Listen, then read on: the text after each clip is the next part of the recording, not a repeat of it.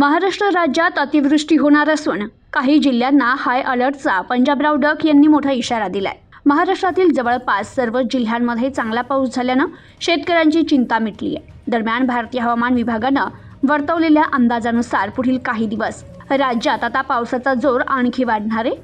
नागपूर वेधशाळेनं वर्तवलेल्या अंदाजानुसार विदर्भात येत्या 3 जुलै ते 7 जुलै दरम्यान मुसळधार पाऊस पडण्याची शक्यता आहे।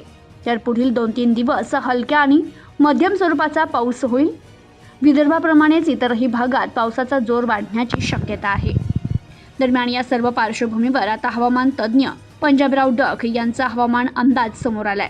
पंजाबराव डक यांनी वर्तवलेल्या नव्या अंदाजानुसार महाराष्ट्र राज्यात येत्या 3 जुलैपासून ते 7 जुलैपर्यंत अतिवृष्टीची शक्यता आहे। यात पुणे, मुंबई, अकोला, अहिल्यानगर, नांदेड, नाशिक, नंदुरबार, धुळे, जळगाव, छत्रपती संभाजीनगर आदी जिल्ह्यांमध्ये या काळात धुवाधार पाऊस होणार असून नागरिकांनी काळजी घ्यावी असं आवाहन देखील डक यांनी केलंय।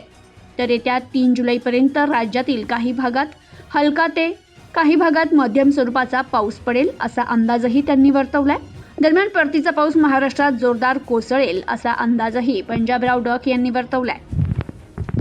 Bureau report, news today 24।